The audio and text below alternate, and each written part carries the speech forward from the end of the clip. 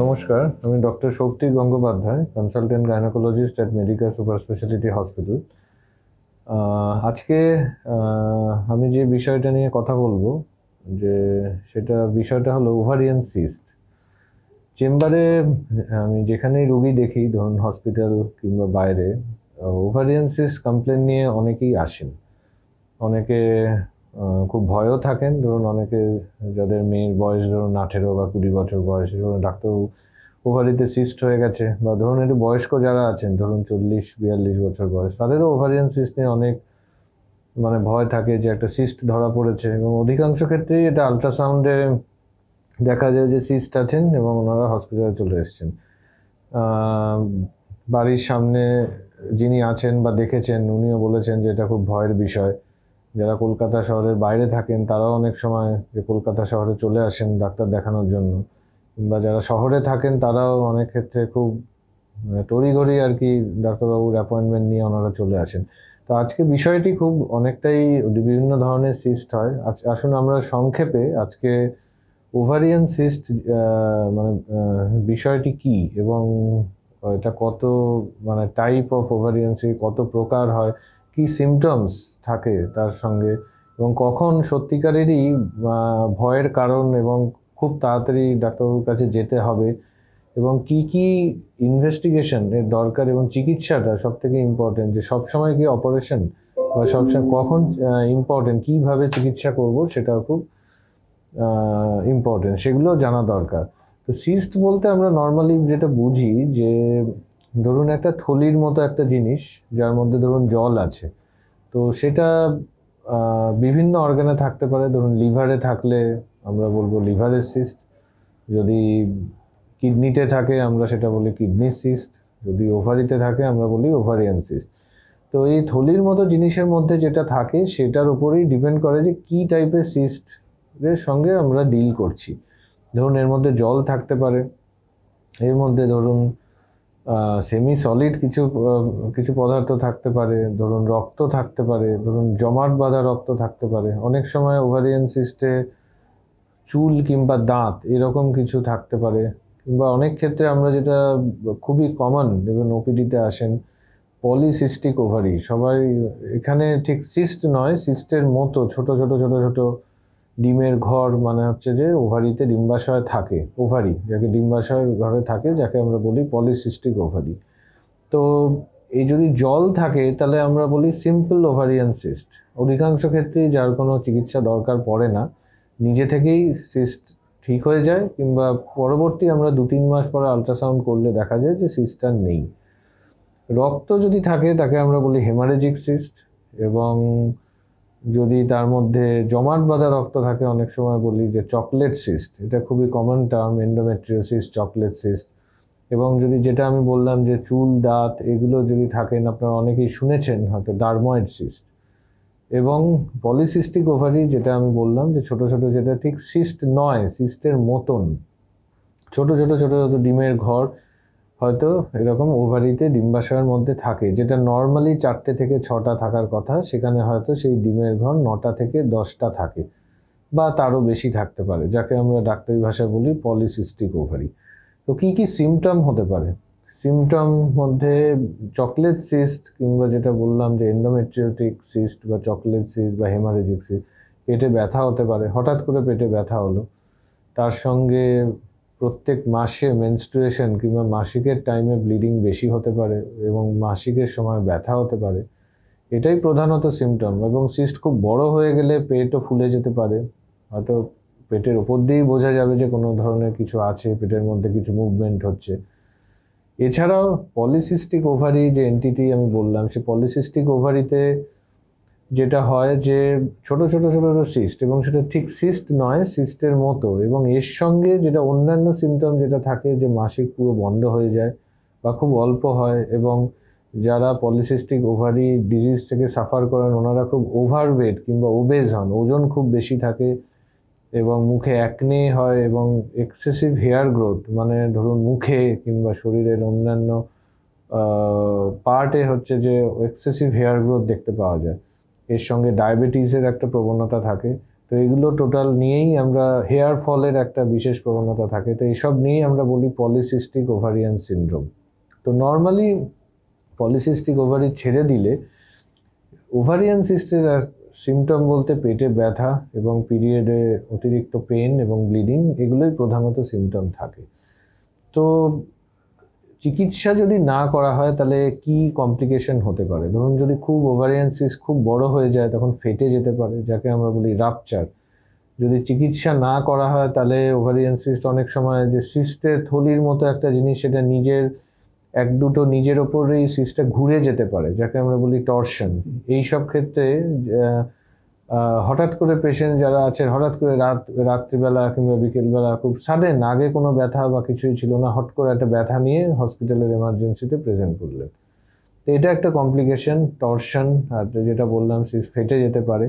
আরেকটা যেটা ভয়ের কারণ, যেটা অনেকেই ভাবেন যে সব বয়সেই, ধরুন 18 বছর বা 40 বছর যখনই যে যার আলট্রাসাউন্ডে ধরা পড়েন যে ক্যান্সার হয়ে যাবে কিনা। ক্যান্সার সব ধরনের সিস্টে ক্যান্সার হয় না, এবং এটা জেনে রাখা উচিত যে ক্যান্সারের ওভারিয়ান সিস্ট যে ক্যান্সারের প্রবণতা কখন হয়, যখন ধরুন একটু বেশি বয়সে সিস্ট হচ্ছে, ধরুন 50 কিংবা 55, 60, 65 বছর বয়সে কোনো ওভারিতে সিস্ট হচ্ছে। সিস্টটা সলিড, যেমন বললাম যে জল ভরা থাকে কিংবা রক্ত ভরা থাকে, এক্ষেত্রে পুরো সলিড সিস্ট থাকে যদি এরকম হয়, কিংবা পেট ফুলে যাচ্ছে, পেটে জল জমে যাচ্ছে, কিংবা শ্বাসকষ্ট হচ্ছে। তো এগুলো মেইনলি সিমটম যে তখন পেটে ওভারির ক্যান্সার বা অন্য কোনো ক্যান্সার ছড়িয়ে ওভারিতে এসছে কিনা সেটার বিষয়ে খুব কেয়ারফুল থাকা উচিত, এবং সঙ্গে সঙ্গে মেডিকেল অ্যাটেনশন ডক্টরের কাছে বা ডাক্তারবাবুর কাছে দেখানো উচিত যে সিস্ট, এই যে এত বয়স্ক মহিলার বা 60-65 বছর হয়ে গেছে, ওনার সিস্ট হয়েছে, পেট ফুলে যাচ্ছে, শ্বাসকষ্ট হচ্ছে, এই সময় সবসময় একটা ভয়ের কারণ।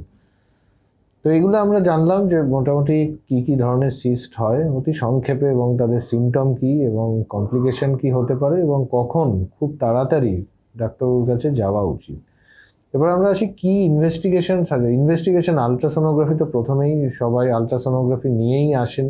ধরুন পেটে ব্যথা হলে বেসিক প্রথম স্ক্রিনিং একটা আলট্রাসাউন্ড করা উচিত, সেখানে দেখা উচিত কি ধরনের সিস্ট, সেটা জল ভরা সিস্ট কিনা, কিংবা সেটা রক্তে ভরা সিস্ট কিনা, বা কোনো চকলেট সিস্ট কিনা, বা অন্যান্য ধরনের বা পলিসিস্টিক ওভারি কিনা। তো এছাড়াও এর বাইরেও ইনভেস্টিগেশন যেটা আছে বলতে এমআরআই করা যেতে পারে, সিটি স্ক্যান করা যেতে পারে, সেটা দেখে কি ধরনের সিস্ট এবং আপনার বয়স কত এবং আমরা কি সাসপেক্ট করছি, সেটা কি কোনো অপারেশন দরকার কিনা বা ওষুধে আমরা চিকিৎসা করব কিনা, সেই অনুযায়ী পরবর্তী যে ট্রিটমেন্ট সেটার উপর আমরা কি পরীক্ষা নিরীক্ষা করব সেটা ডিপেন্ড করবে। এছাড়াও কিছু টিউমার মার্কার আছে যেটা রক্তের পরীক্ষা হয়, যেমন CA-125, আরও কিছু মার্কার আছে, এগুলো থেকে আমরা জানা যায় যে এটা খারাপ ধরনের সিস্ট না ভালো ধরনের সিস্ট। এবার আসি চিকিৎসায়। যেমন প্রথমে বললাম যে সিম্পল সিস্ট, যে জল ভরা সিস্ট, সিম্পল যে থলির মধ্যে যে জল আছে, সেক্ষেত্রে সেই ধরনের ওভারিয়ান সিস্টের অধিকাংশ ক্ষেত্রে কোনো চিকিৎসা লাগে না। নিজে থেকেই আমাদের যে নিয়ম আছে 3-4 মাস পরে একবার আলট্রাসোনোগ্রাফি করতে হয়, নিজে থেকেই সিস্টটা কমে যায়। এবং এছাড়া যেটা আছে হেমারেজিক সিস্ট কিংবা চকলেট সিস্ট, আমাদের বিভিন্ন হরমোনের ওষুধ আছে, এবং হরমোনের ওষুধ দিয়ে সিস্ট কিন্তু আমরা সারিয়ে তুলতে পারি। এবং আমরা আসি যে কি অপারেশন কখন লাগবে। ধরুন সিস্টটা খুব বড় হয়ে গেল, ধরুন আজকে নর্মালি সিস্ট হয় 3 সেন্টিমিটার 4 সেন্টিমিটার, ধরুন খুব 9 সেন্টিমিটার 10 বা 12 সেন্টিমিটার খুব বড় সিস্ট হয়ে গেল, তখন কিন্তু অপারেশনের মাধ্যমেই সিস্টের চিকিৎসা করতে হবে। এরপরে ধরুন আপনার সিস্ট আছে চকলেট সিস্ট, বা যে বলেছিলাম যে জমাট বাঁধা রক্ত আছে ওভারি সিস্টের মধ্যে, সেই সময় কিন্তু, এবং আপনি ইনফার্টিলিটিতে ভুগছেন, ধরুন আপনার প্রেগনেন্সি ট্রাই করছেন 6 মাস কিংবা 1 বছর হয়ে গেল, সেখানেও কিন্তু আপনারা প্রেগনেন্সি কনসিভ করতে পারছেন না, ওই সব ক্ষেত্রে তখন কিন্তু অপারেশন করে সিস্টটা রিমুভ করতে হয়। এছাড়াও যদি কোনো কমপ্লিকেশন হয়ে যায়, যেমন কিছুক্ষণ আগে বললাম যে যেমন টর্শন, সিস্টটা ঘুরে গেছে কিংবা ফেটে গেছে, সেই সব ক্ষেত্রে অপারেশন করতে হয়। এবং ধরুন হরমোনের ওষুধ দেওয়া হচ্ছে প্রায় 6 মাস 8 মাস 1 বছর হয়ে গেছে, কিন্তু সিস্টের সাইজ কমছে না, অপারেশন যদি করি তাহলে কি ধরনের অপারেশন করতে হবে? নর্মালি আমরা ল্যাপ্রোস্কোপিক বা মাইক্রো সার্জারি, যেটা কমন সার্জারিতে বলি, যে পেট না কেটে ধরুন পেটে কোনো কাটা দাগ থাকবে না, ছোট ছোট একটা হোল থাকবে যার মধ্যে দিয়ে কিছু ইনস্ট্রুমেন্ট পাস করে আপনার ওভারিয়ান সিস্ট আজকে রিমুভ হতে পারে। তাতে ব্যথা কম থাকে এবং আপনি খুব তাড়াতাড়ি কাজে যোগ দিতে পারবেন এবং আপনার পরবর্তী যে ফার্টিলিটি স্ট্যাটাস, মানে পরবর্তী যখন আপনি প্রেগনেন্সি ট্রাই করবেন তার রেজাল্টও খুব ভালো। এইভাবে আমরা চিকিৎসা করতে পারি। এবার আসছি পলিসিস্টিক ওভারিতে। পলিসিস্টিক ওভারি, যেটা আমি বলছিলাম ঠিক সিস্টের মতো নয়, কিন্তু এটা খুবই কমন। তো এর ট্রিটমেন্ট কিন্তু ডাক্তারবাবুদের হাতে নেই, এটা মেন যার হাতে আছে, ওনারা যার হয়েছে ওনারই। এসব ক্ষেত্রে নর্মালি দেখা যায় যে খুব যারা পলিসিস্টিক ওভারিতে ভুগছেন তারা ওভারওয়েট বা ওবেসিটি হয়। তো প্রথমেই লাইফস্টাইল মডিফিকেশনটা খুব ইম্পর্টেন্ট। লাইফস্টাইল মডিফিকেশন যেটা বলতে যেটা বোঝায় সেটা হচ্ছে প্রত্যেক দিন 1 ঘন্টা করে হাঁটতে হবে, কিংবা আধা ঘন্টা হাঁটুন, আধা ঘন্টা কোনো রকম এক্সারসাইজ করুন। এক্সারসাইজ শুধু বলতে যে কোনো ধরনের হতে পারে, সুইমিং করতে পারেন, সাইক্লিং, আপনি কোনো জিম জয়েন করতে পারেন, হাঁটতে পারেন, যে কোনো ধরনের। যে 1 ঘন্টা আপনার যদি শরীর থেকে একটু ঘাম ঝরে এবং আপনি যদি কোনো এক্সারসাইজ বা হাঁটা যে কোনো ধরনের কিছু বললাম সেগুলো করেন, এবং আপনার খাওয়া দাওয়া মডিফাই করতে হবে। এবং এক্ষেত্রে আমরা যেটা বলি যে অনেক ক্ষেত্রেই দেখা গেছে, আমরা যখন মেডিকেল কলেজে যখন আমরা স্টুডেন্ট ছিলাম তখন আমাদের স্যারেরা বলতেন যে পুরো এই লাইফস্টাইল মডিফিকেশন কথাটা হয়তো খুব মানে সোজা, হয়তো আমরা বলে দিলাম বা প্রেসক্রিপশানে ধরুন লিখে দিলাম, ফলো করাটা কিন্তু খুবই মানে কঠিন সবাইকে। এবং একজন নয় যে ফ্যামিলির একজন শুধু ফলো করছেন, কিন্তু আমাদের স্যারেরা বলতেন যে বলতে সবাইকে, কারণ এটা অনেক সময় বাবা মারা জানেন না। একটা গল্প আপনাদের বলি যে আমরা যখন স্টুডেন্ট ছিলাম তখন স্যারের আউটডোরে একজন এসছিলেন একজন মেয়েকে নিয়ে। মেয়ের 16 বছর বয়স এবং ওনার মেয়ের ওজন ছিল প্রায় অ্যারাউন্ড 95 কেজি। এবং বাবা মা এসে বলছিলেন যে দেখুন এরকম তো এই অবস্থা, তো কোনো মাসেই কোনো মাসিক হয় না এবং মেয়ে তো কিছুই খায় না, কিন্তু তাও ওজন এরকম 95 কেজি হয়ে গেল। তো তখন স্যার বলেছিলেন যে আপনারা কি খান, মানে তখন উনি দেখিয়েছিলেন যে ওনারাও 3 বেলা ধরুন ভাত খাচ্ছেন, ধরুন জাঙ্ক ফুডের সেগুলো তো আর বললাম না কি কি খাচ্ছেন, তো এগুলো খাচ্ছেন। তো স্যার বলে আপনারা নিজেরাও কমান, আপনারাও হাঁটুন এবং মেয়েকেও এইভাবেই আপনারা ট্রেন করুন যে 1 বেলা ভাত খেতে হবে, তার ডায়েটারি কি মানে ভাত কম খেতে হবে, একটু প্রোটিন জাতীয় ধরুন হচ্ছে যে মাছ বা ডিম বা চিকেন, এগুলো হচ্ছে যে বাড়াতে হবে। এবং ডেইলি যেটা বললাম যে এক্সারসাইজ, এবং 1 বছর ওনারা করলেন এবং 1 বছর করার পর মেয়েরও ওজন কমলো এবং ওনার বিশেষ কোনো চিকিৎসা দরকার পড়লো না। তো আশা করি যে ওভারিয়ান সিস্টের ব্যাপারে এই তথ্যগুলি আপনাদের পরবর্তী সময়ে আপনাদের সিমটম এবং আলট্রাসোনোগ্রাফিতে দেখে আপনারা অযথা ভয় পাবেন না। এবং কিছু কিছু আমি সিমটমের কথাও বললাম যে যখন খুব তাড়াতাড়ি আপনি ডাক্তারবাবুদের কাছে পরামর্শ নেবেন এবং কি কি চিকিৎসা পদ্ধতি আছে সে ব্যাপারেও আমি কিছু ইনফরমেশন আপনাদের দিলাম। আশা করি এই তথ্যগুলি আপনাদের কাজে লাগবে এবং পরবর্তীকালে ওভারিয়ান সিস্ট হলে প্রপার ট্রিটমেন্ট আপনারা নিতে পারবেন। নমস্কার।